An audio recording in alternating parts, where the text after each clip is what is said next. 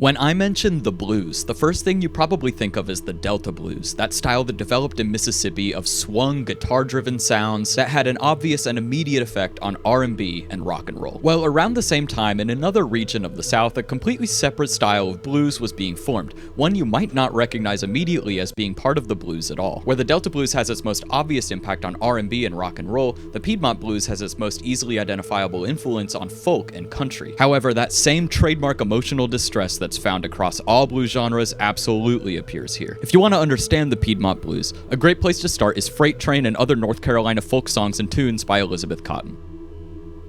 The influence on country immediately becomes obvious because of the syncopated guitar work, that alternation between root and treble notes that you see all across this album and all across country music. Though it's more associated with country now, this actually originally comes from ragtime, which makes sense because both of these genres are known for their intense use of syncopation. In fact, on this record, several of the songs are called rags because they were thought of as ragtime tunes before they were thought of as blues, country, or folk tunes. Another key component of Cotten's signature style comes with the invocation of the minor key within these songs, which are mostly written in major keys. Now, I'm not exactly a music theory expert, but it seems like Cotten's using a dominant chord from the relative minor to resolve into a chord which could comfortably fit in both the major and minor scales, and this mostly comes at the end of verses or choruses. So you get this really unique sounding turnaround which makes the song sound like it's been moved into the minor key for a few seconds. This adds a tinge of darkness but also warmth at the same time, and it makes you feel that melancholy if you haven't already picked it up from the lyrics. Now, it's important to recognize that Cotten didn't write all of these songs herself.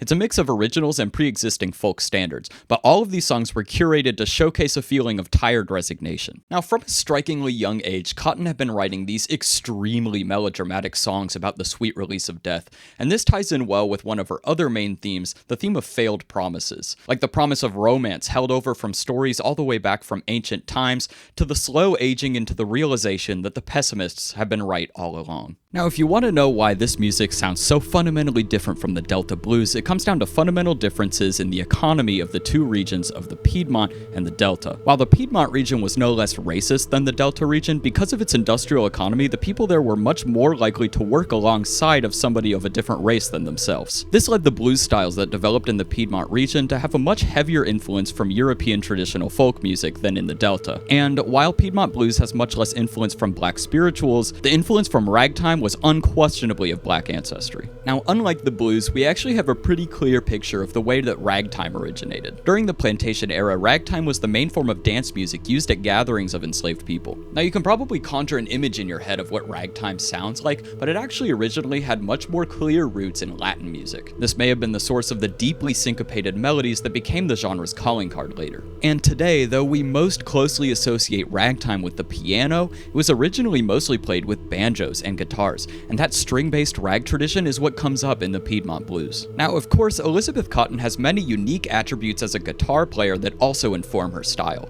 Most importantly, she was a left-handed player playing right-handed guitars, which meant that she did the signature fingerstyle pattern of the Piedmont blues backwards, by playing the treble notes with her thumb and the root notes with her fingers. This helped further popularize the root-treble alternation that is now ubiquitous in country and folk music. And of course, like any great practitioner of the blues, Cotten brings her own personal story into everything she writes and performs. Like a lot of other children in the industrial region where she grew up, she left school at the age of 9 to start working. She taught herself guitar early on and immediately started writing songs like Freight Train, which she actually wrote as a teenager. Later in life, she would get married and only stay in the marriage as long as it took for her own daughter to get married so she could divorce and move in with her daughter's new family, which suggests that there was some basis for the heartache found across this album. She was discovered by the legendary folk singing family the Seegers late in her life, and so everything on this album is performed from the perspective of somebody looking back on life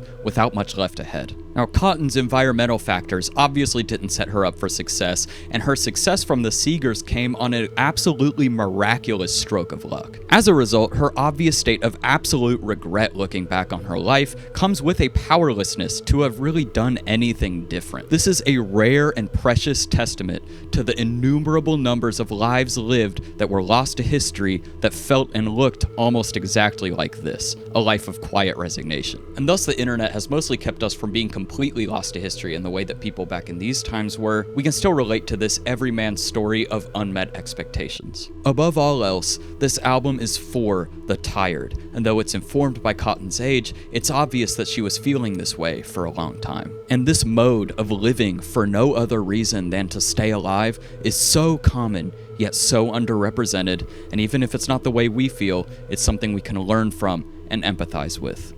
Thank you for watching.